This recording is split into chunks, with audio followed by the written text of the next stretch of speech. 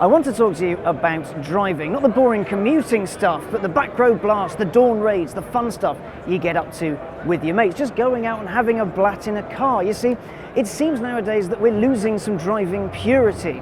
There are now turbos where there were none. There are more automatic gearboxes than manuals. It's a dying art, unless of course you talk to Porsche, because it's just brought out this, the 911R.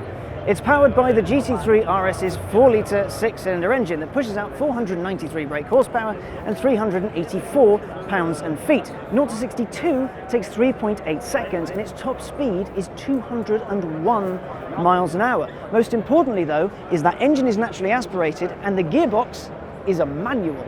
No auto here. This isn't a car for the track. There won't be any Nürburgring lap time or any silliness like that. It's going to be a proper car for people who enjoy driving. Before we get on to the details bit of the 911R, let's just have a quick look at why that purity is seemingly vanishing. This is a turbocharged Porsche 911 Carrera S. It's a very special car, and the benefits to its being turbocharged are many. There's more power, more torque, more MPG, better emissions than a naturally aspirated car. But there is a problem with it, and that problem is the purists. Because the purists, well, they want the same thing they've always had. They want the natural aspiration, the big noise, the big drama that probably might almost kill you handling. Some of them would prefer that anyway.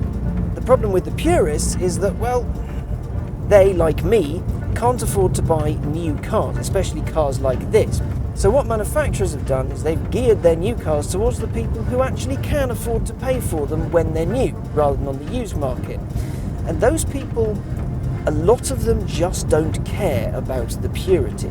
They spend their time in tailbacks, not on the Targa Florio, so they don't want a manual gearbox. They want something that'll change for them. They want a comfortable car for their traffic jams. They don't want something that's hardcore mental and angry out of the box, but they do occasionally want to let off some steam or go to a track day.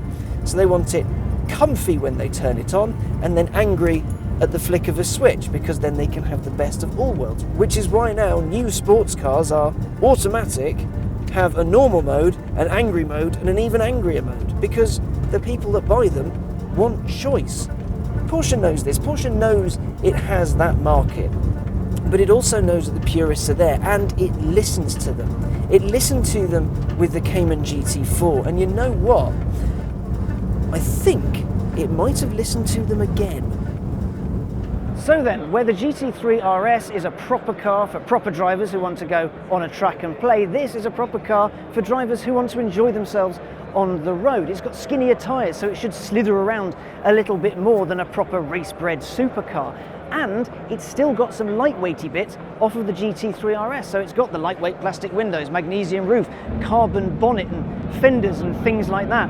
But it's got the GT3's body, so it's not too wide. Now for the slightly tricky bit, because if you want one, you can't really have one. They're not made to order. Porsche's only making 991 of them, and in English money, they'll be about £137,000. That's before someone's bought one early and flipped it for twice or maybe 3 times that. But still, this is proof, once again, like the Cayman GT4, that Porsche listens. You want a fun driving car with a big engine and a stick shift, you can have one.